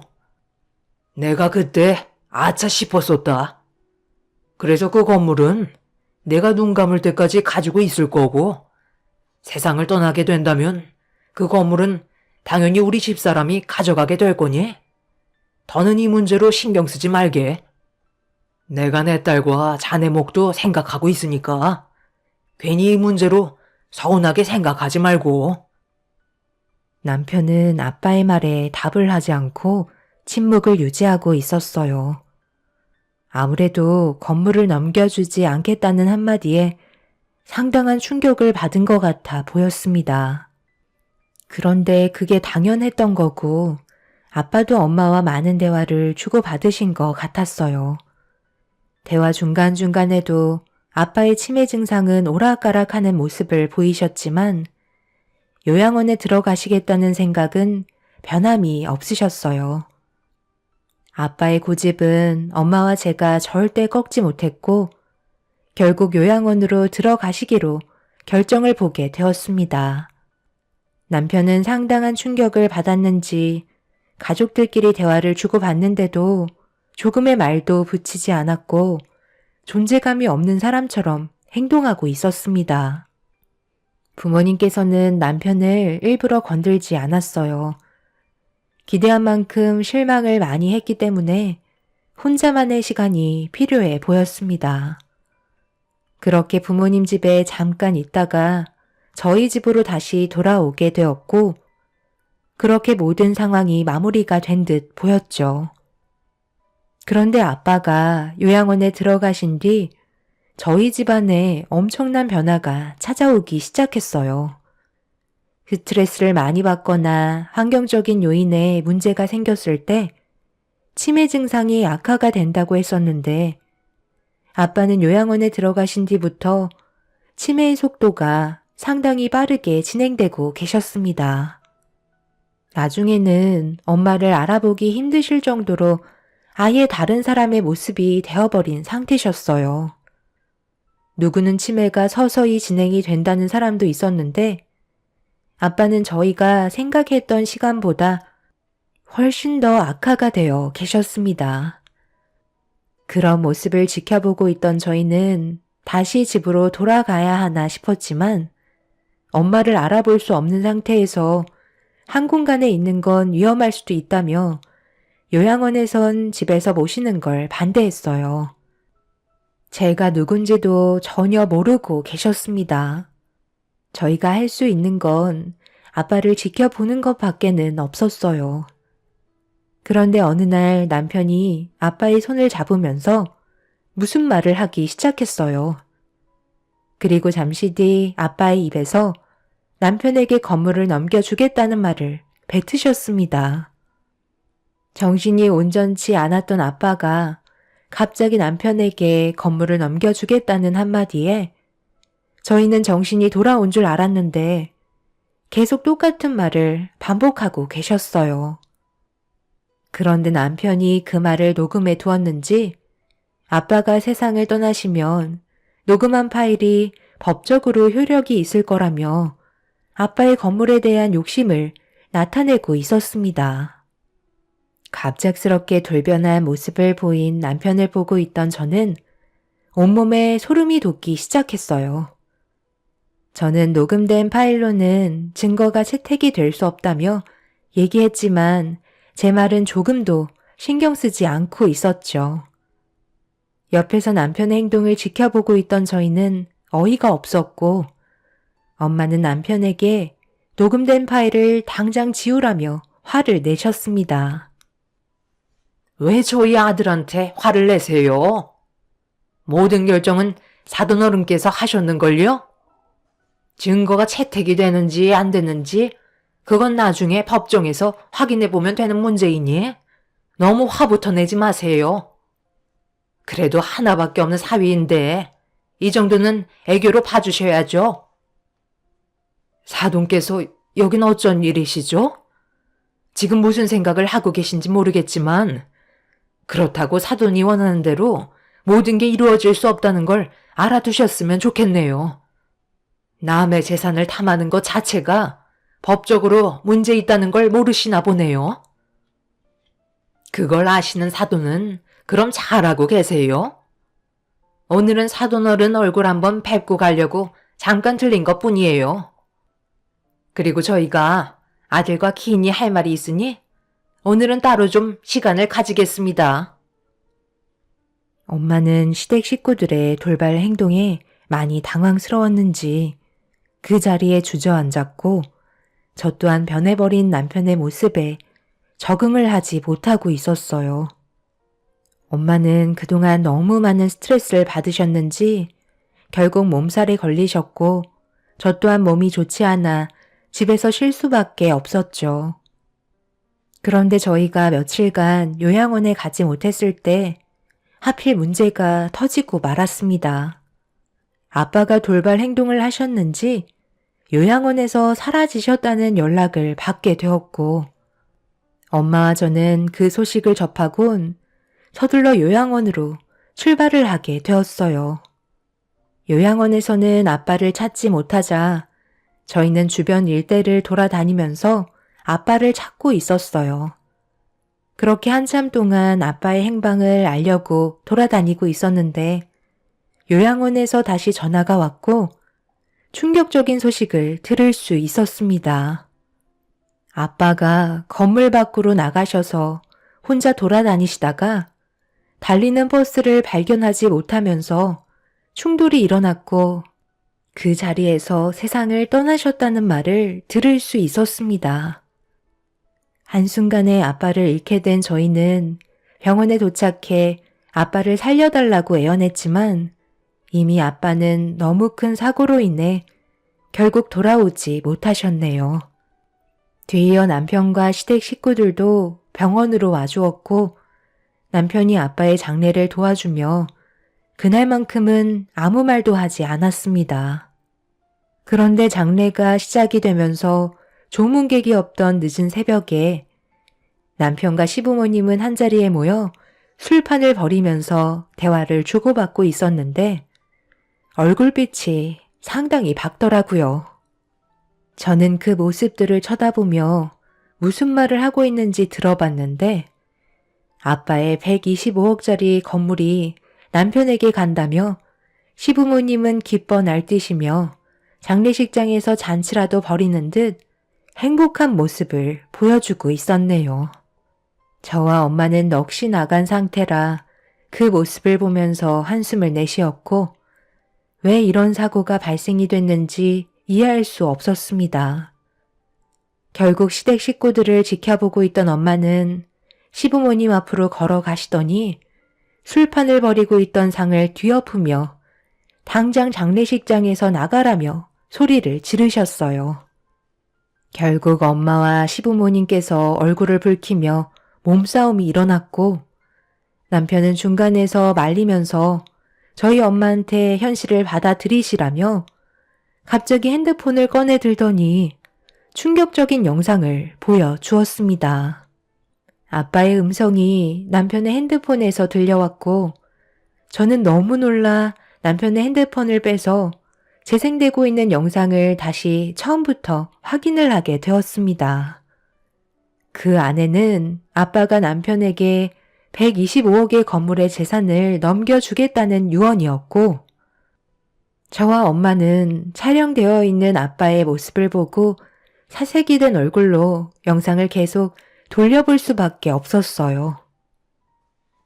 이게 어떻게 된 거야? 아빠가 언제 이런 유언을 남기신 거지? 그동안 나한테 이런 중요한 걸 숨기고 있었던 거야? 내가 뭐라고 그랬어? 장인어른께서 나한테 그 건물을 넘겨주신다고 하셨잖아. 촬영된 영상을 보면 1명 이상의 증인인 내가 옆자리에 앉아있고 연도부터 날짜까지 전부터 장인어른께서 직접 말씀하셨다고. 그러니 이건 법적으로 무조건 효력이 생기는 거야. 나는 절대 인정할 수가 없어.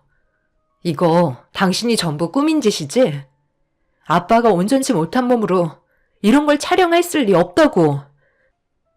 엄마는 상당한 충격을 받으셨는지 그 자리에 쓰러지셨고 남편은 제가 들고 있던 핸드폰을 뺏은 뒤 시부모님과 함께 장례식장을 빠져나가려는데 빈소에 이상한 음성이 들려오기 시작했어요.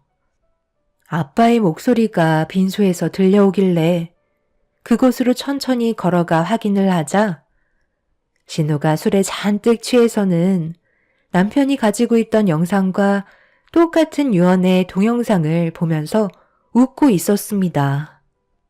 그런데 남편이 보던 영상과는 전혀 다른 말소리가 제 귀에 들려왔고 저보다 늦게 걸어온 남편이 갑자기 소리를 지르면서 신우의 핸드폰을 뺏으려 하길래 제가 먼저 술 취한 신우가 보고 있던 핸드폰을 급하게 빼서 들었습니다. 장인어른, 똑바로 못하겠어요? 제가 분명 오늘밖에 시간 없다고 했을 텐데요. 여기에 적혀있는 대로만 읽으면 된다고요. 노인네가 글씨 하나 못 읽어서 되겠어? 다시 시작하세요. 제가 말한 거에 대해 하나라도 빠지면 그 유언은 무효가 되는 거라고요. 그리고 너는 조금도 티나지 않게 잘 편집해서 자연스러운 동영상을 만들라고. 편집된 것 같은 느낌이 들면 유언은 인정되지 않으니까 최대한 철저하게 작업을 마쳐야 할 거야. 125억이 걸린 문제야. 알겠어?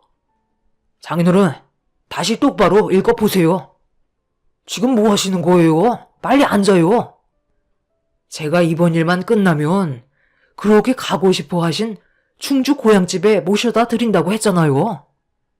엄마, 장인어른 가시잖아. 빨리 붙잡아요. 남편은 엄마와 제가 몸이 좋지 않아 요양원에 가지 못했을 때 그 틈을 노려 아빠에게 억지로 유언을 받게 만들었어요. 그런데 아빠가 그런 환경이 무서웠는지 요양병실을 빠져나오게 되었고 요양원 밖으로 나간 아빠는 버스와 사고가 나게 되신 거였죠. 신우는 이런 일에 상당한 충격을 받았는지 제정신이 아닌 상태로 죄책감에 시달렸는지 만취가 된 모습을 하고 굳게 닫혀있는 빈소문 앞에서 영상을 틀어서 보고 있던 거였네요. 너무 충격적인 진실이 눈앞에 펼쳐졌고 엄마는 말도 안 되는 사실에 오열을 하셨습니다. 결국 시댁 식구들 전부 경찰에 연행이 되면서 조사를 받게 되었어요. 저희 아빠를 구해줬던 남편이 재산 때문에 아빠를 세상 떠나게 만든 사건이었습니다. 지금 현재 시댁 식구들은 법적인 처벌을 앞두고 있는 상태이고 저희 가족에게 선처를 바라고 있습니다. 아빠를 구해줬었던 그때의 일을 반복해서 말하면서 단순 사고였다며 본인들은 잘못이 없다고 말하고 있네요. 저희 가족의 재산을 탐하기 위해 거짓 유언을 꾸미려 했던 그 사람들을 절대로 용서해주고 싶지 않아요. 최대한 많은 처벌을 받길 원합니다. 믿었던 만큼 배신 또한 너무 크네요. 엄마와 제가 앞으로 정상적인 삶을 살아갈 수 있을까요? 제 사연 들어주신 분들, 여러분들의 가정은 언제나 행복하시길 바랄게요. 감사합니다. 안녕하세요. 저는 30대 후반 여자입니다. 여러분들께선 믿었던 사람에게 배신을 당해본 경험이 있으신가요?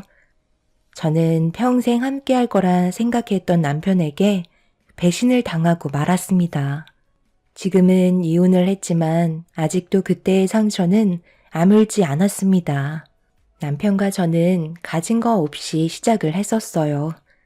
젊은 게 재산이라고 열심히 살다 보면 저희 부부에게도 분명 좋은 날이 올 거라고 믿고 있었습니다.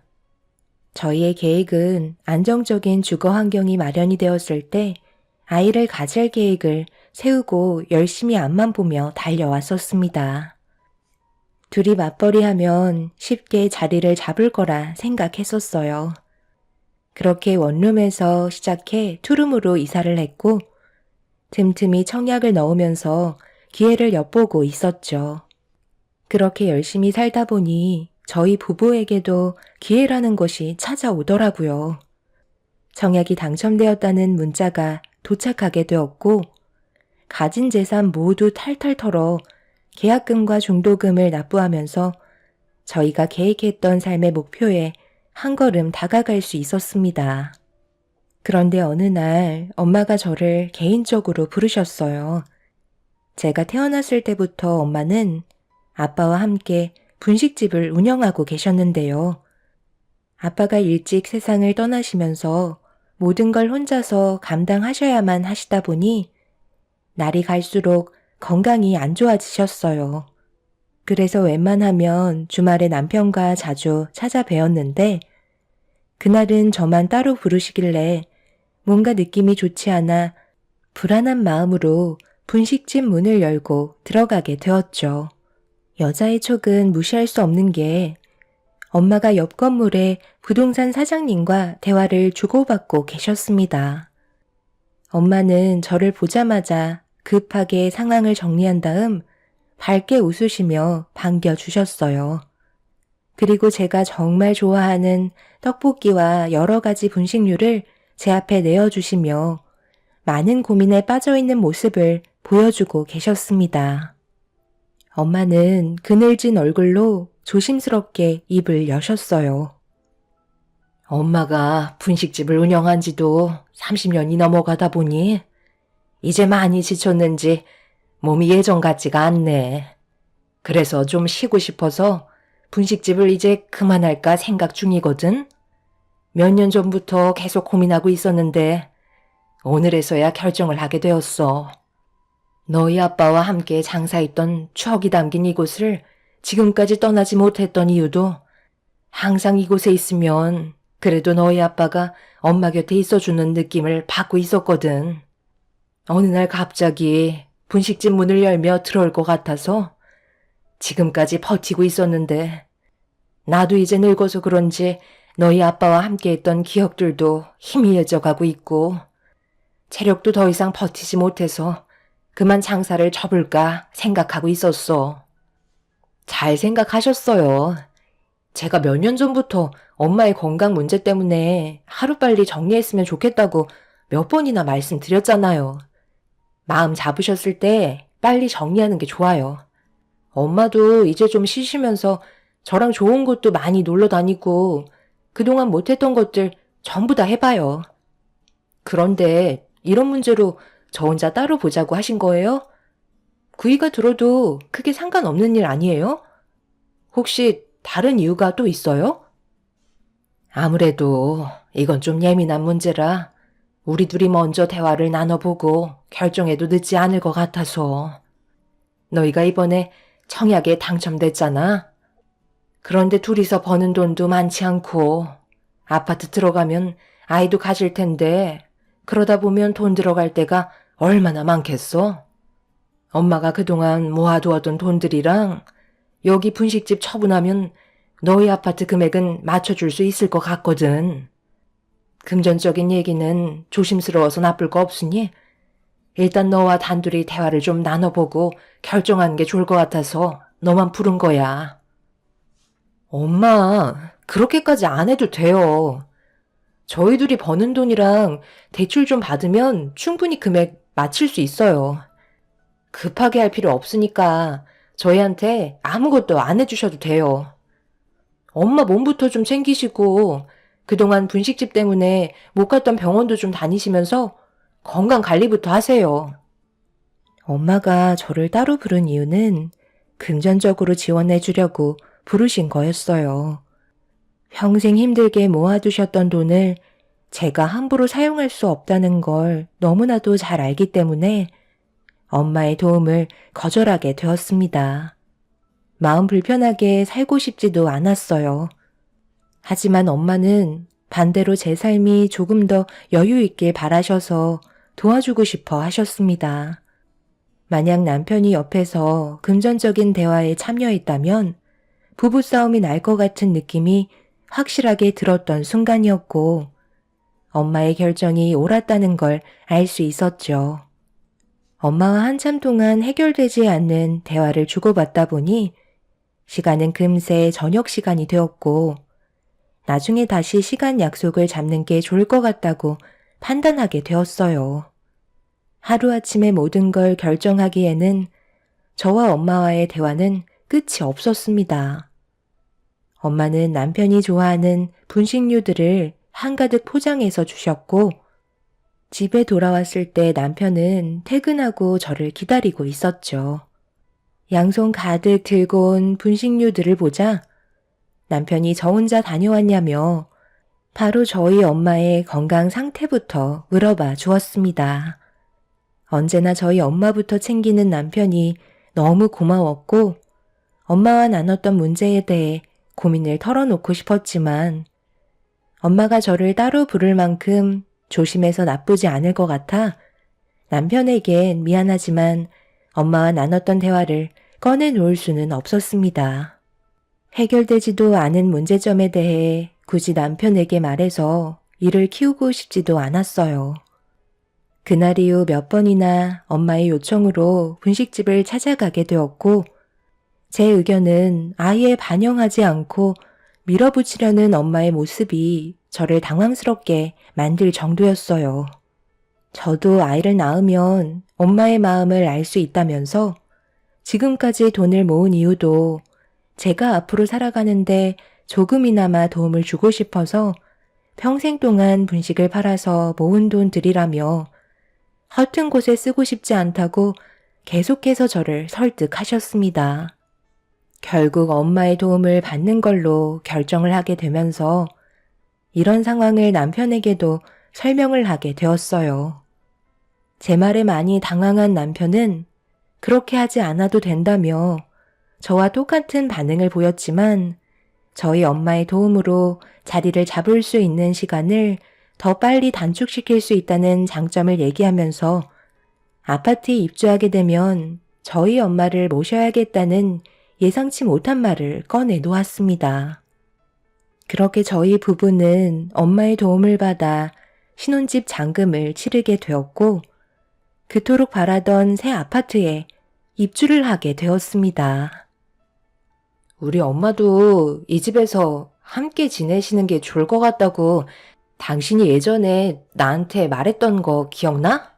최근에 엄마의 건강 상태가 더 안 좋아지셔서 계속 신경 쓰이는데 차라리 우리 집에서 함께 지내는 게 좀 더 마음이 편하지 않을까? 당신 생각은 어때? 나야 뭐 당연히 장모님께서 들어오시길 바라지. 하지만 장모님이 그걸 원치 않으실걸? 말씀이라도 드려봤소. 아직 얘기는 안 해봤는데 분명 싫다고 하시겠지. 괜히 또 다른 문제를 일으킬 게 될지도 모른다는 생각에 안 들어오실 것 같아. 그게 당연한 거야. 어느 부모가 자식한테 피해를 주고 싶어 하시겠소? 괜히 눈치만 보이게 된다니까. 어쩌면 혼자 계시는 게 속 편하실지 몰라. 나도 장모님 건강이 걱정되긴 하지만 섣불리 우리 집에 들어와서 지내시다가 알게 모르게 스트레스 받으셔서 건강이 오히려 더 악화가 될 수도 있을걸? 뭐든지 신중하게 결정하는 게 제일 좋지 않겠소? 남편의 말이 틀린 건 아니었지만 엄마의 건강 상태가 너무 안 좋아 계속 신경이 쓰이고 있었죠. 병원에서는 크게 문제가 없다고 했지만 날이 가면 갈수록 엄마의 건강은 점점 더 악화만 되어갔고 더 이상은 그냥 두고만 볼 수 없어 저와는 병원을 절대 가지 않겠다던 엄마를 모시고 좀 더 큰 병원에서 검사를 받아본 결과 의사에게 충격적인 진단 결과를 듣고 말았습니다. 췌장에 암이 생긴 상태라 수술도 불가능한 상황이었어요. 이 사실을 미리 알고 계셨던 엄마는 그래서 분식집을 정리하신 거였고 이미 수술을 한다고 해서 좋아질 수 있는 확률도 없었다는 걸 아셔서 하나둘 정리를 하고 계셨던 거였네요.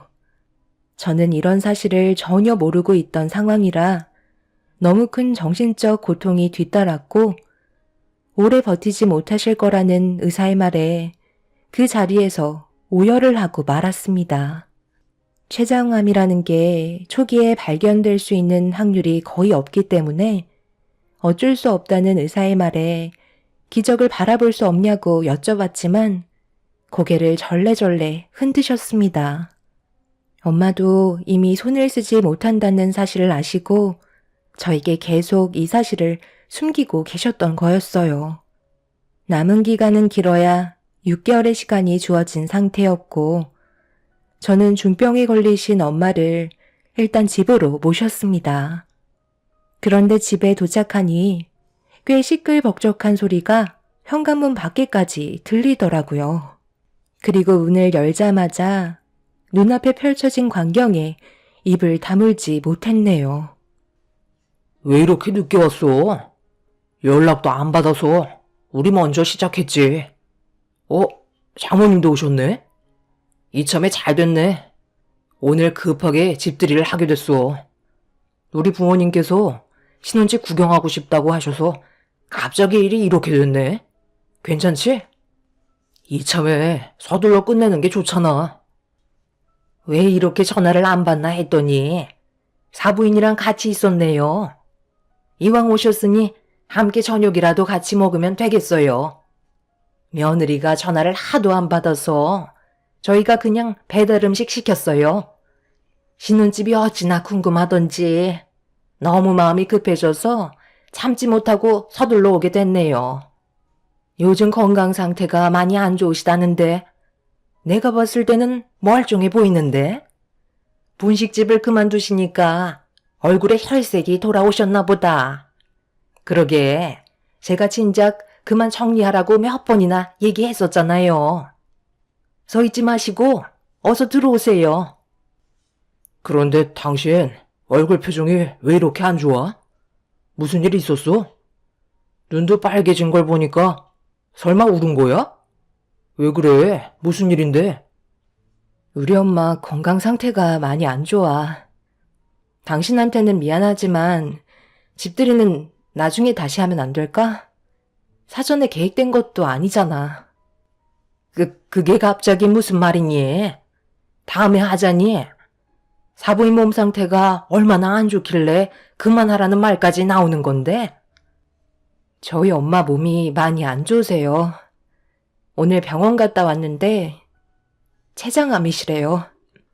그동안 정말 오래 버티셨다고 앞으로 6개월 정도의 시간밖에 안 남았다는데 지금 서 있는 것조차 많이 힘들거든요. 일단 저희 엄마 안정을 취하셔야 하니까 나중에 다시 하면 안 될까요? 기분 좋은 날 안 좋은 소식 전해드려서 정말 죄송합니다.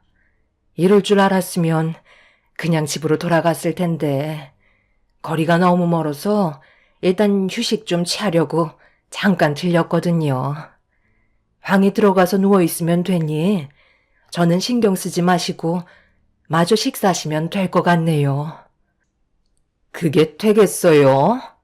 벌써 사부인의 몸이 어떤 상태인지 벌써 다 들었는데 음식이 목으로 넘어가겠냐고요. 아들, 오늘은 일단 일이 이렇게 됐으니 나중에 다시 오도록 하마. 사부인께서도 일단 휴식을 취하셔야 한다잖니. 잠깐만요. 이제 막 시작하려는데 왜 가시려고 그래요? 장모님도 신경 쓰지 말고 마저 식사하라고 얘기하셨잖아요. 그렇긴 한데 아무래도 영 신경 쓰여서 말이야. 우리도 힘들게 시간 내서 오긴 한 건데 어쩌겠니? 환자가 우선이잖아. 당신 잠깐 이리 좀 와봐. 나랑 따로 대화 좀 하는 게 좋을 것 같아. 오기 전에 나한테 전화 한 통 할 수 있는 거 아니야? 방금 내가 얘기했잖아. 우리 엄마의 건강 상태가 많이 안 좋으셔서 제정신이 아니었다고. 그래서 연락을 받지도 주지도 못했다니까? 집들이야 나중에 해도 충분하잖아.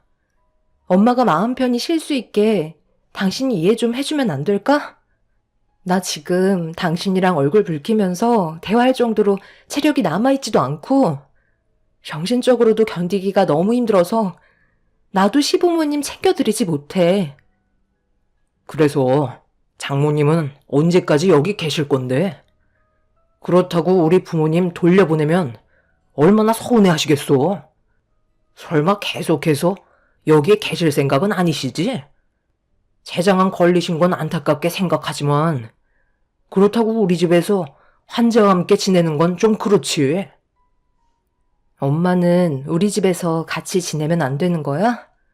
우리가 지금 여유 있게 생활할 수 있는 게 누구 덕인지 벌써 잊었어? 아니, 장모님이 집이 없으신 것도 아니신데 그냥 택시 타고 보내드리면 되잖아. 나는 내일도 집들이가 잡혀 있다고. 회사 사람들까지 전부 다 오기로 했는데 그럼 그것도 취소해야 된다는 거야? 당신 왜 이렇게 이기적이야? 장모님만 집으로 돌아가시면 아무 문제 없는 건데 꼭 이렇게까지 미련한 모습을 보여줘야만 되겠어? 당장 집으로 돌아가시라 해. 당신은 나한테 한마디 상의도 없이 지금 다음날 집들이까지 잡았다고? 나한테는 지금까지 한마디도 하지 않아 놓고 무턱대고 당신 혼자서 일을 벌이면 어쩌자는 거야. 그리고 지금 엄마 혼자서 버틸 수 있는 몸이 아니라고 분명 얘기했잖아. 누군가 옆에 있어줘야 하는데 내가 당신 보고 옆에 있어주라고 했어? 그냥 오늘만 집들이 미뤄달라는 건데 췌장암 걸린 엄마 앞에서 불만을 털어놓는다는 게 말이 된다고 생각해? 엄마가 지원해주신 자금이 5억이나 된다고. 솔직히 이 집은 엄마 거나 다름없는데 이 정도는 충분히 대우받을 수 있는 자격이 있으시다고. 당신은 나랑 엄마보다 집들이가 중요해? 이제야 알겠네. 장모님이 전부 다 계획이 있으셨던 거야. 일부러 우리한테 자금을 주시고 얹혀 사실 생각이셨던 거네. 그거 얼마나 된다고 코끼리 드는 거야? 의사가 길어야 6개월이라고 말했으면 앞으로 1년은 거뜬히 넘어가실걸. 장모님 연세가 있으셔서 암도 진행 속도가 느려지거든. 내가 봤을 때 장모님 앞으로 한 2년은 더 사실 것 같은데? 저는 남편의 말에 너무 충격을 받아 저도 모르게 얼굴을 향해 손을 올려붙이고 말았어요. 처음으로 남편에게 손을 대서 그런지 온몸이 떨려왔고 남편에 대한 실망감 때문에 결국 힘겹게 버티고 있던 저는 그 자리에 주저앉아 눈물을 쏟아내고 말았습니다. 다른 방에서 대화를 주고받고 있던 목소리가 거실에까지 전달이 되었는지 시부모님께서 방문을 두드리셨고 남편은 저에게 뺨을 허용해서 그런지 화가 머리끝까지 올라온 상태였네요. 남편은 문을 열고 거실로 나가더니 이성을 잃어버렸는지 흥분을 감추지 못한 채 저희 엄마한테 막말을 퍼부으며 더욱더 난리를 치고 말았네요. 장모님 때문에 지금 이게 뭡니까? 갑자기 찾아오셔서는 암이라고 집들이 분위기 다 망치고 6개월밖에 시간이 없다면서 집에 눌러붙을 계획까지 세우시면 제가 반겨드릴 줄 아셨어요? 정말 속 보이시네요. 몸이 안 좋아질 거 뻔히 알고 계셨으니까 일부러 저희한테 5억 지어주고 병수발 들어달라는 거 아니었나요? 의사가 6개월 정도 예상한 거지. 앞으로 길면 1년이 될지 2년이 될지 그걸 누가 알겠어요? 장모님께서 췌장암 걸릴 줄 아무도 몰랐던 것처럼 앞으로 살 날도 아무도 모른다고요. 내가 여길 오는 게 아니었는데 미안하게 됐네. 기분 좋게 집들이 하고 있었는데 분위기 망쳐서 속이 상했겠지. 여기에 머물러 있을 생각 없으니까 그만 흥분을 가라앉히고 이제 진정 좀 하겠나. 나도 피해를 주고 싶은 마음은 없었다고. 당신 정말 이런 사람이었어? 술도 얼마 먹지 않았으면서 어떻게 아픈 환자인 우리 엄마한테 상처되는 말을 아무렇지도 않게 할 수가 있는 거야? 내가 아까도 얘기했지? 이 집은 당신이랑 내가 마련한 게 아닌 엄마가 평생 동안 분식 팔아서 우리 잘 되라고 지원해 주신 돈이라고. 그런데 어떻게 그런 말을 할 수가 있어? 받을 때는 제일 좋아하던 사람이 우리를 도와주신 엄마한테 감사해 하기는커녕 중병 걸린 엄마를 내치려 들어? 당신의 인간성을 충분히 알았으니까 당장 내 집에서 나가. 당신이 이 집에 보탠 자금은 얼마 되지도 않잖아? 이혼하고 처분해 줄 테니까 당장 나가라고. 너 지금 이혼이라고 했냐? 내가 뭘 그렇게 잘못했다고 지금 이혼을 하자는 거야? 나는 불만도 얘기 못해? 장모님이 잘못하신 거 맞잖아. 기분 좋게 집들이 하고 있는데 조친 거 내 말이 틀렸어? 장모님, 이제 어떻게 하실 거예요? 이 사람이 이혼하자는데요. 엄마는 순식간에 몰려온 스트레스 때문인지 배를 움켜쥐셨고 식은땀을 흘리시며 고통스러워 하셨어요. 저는 엄마의 건강 상태에 큰 문제라도 생길까봐 일단 방으로 모신 뒤 침대에 눕혀 드렸네요. 시부모님도 남편에게 그만하라며 말리고 있었지만 남편은 이미 이성을 잃어버려 감정 조절이 되지 않는 상태였죠. 문제는 그동안 알게 모르게 쌓였던 감정들이 엄청나게 많았던지 쉬지 않고 막말을 뱉어대며 엄마가 누워 계신 방문을 발로 걷어차고 있었습니다. 결국 시부모님께서 힘으로 남편을 끌어 바깥바람 좀 쐬자며 밖으로 내보낸 뒤에야 상황은 마무리가 되었네요. 남편에게 너무 큰 실망을 받게 된 저는 더 이상 함께 살아가기에는 힘들다는 걸 알 수 있었어요.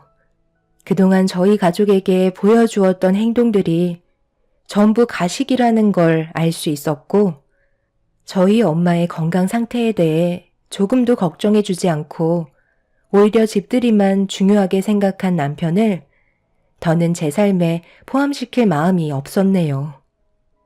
그날 이후 정신적으로 많은 스트레스를 받아서 그런지 저희 엄마의 건강 상태는 급격하게 안 좋아지셨고 시부모님께서 저와 개인적으로 만남을 가졌지만 해결되는 건 아무것도 없었습니다.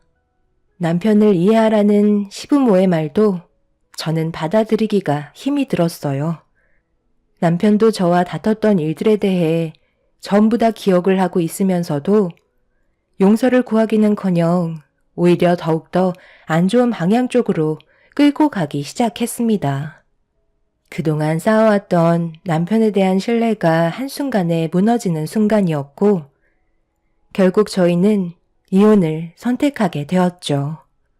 저희가 그토록 원했던 신혼집은 처분을 한 뒤에 재산을 나눴고 남편은 두 번 다시 얼굴 볼 일 없을 거라며 막말을 뱉은 뒤 저희 부부는 등을 돌리게 되었습니다.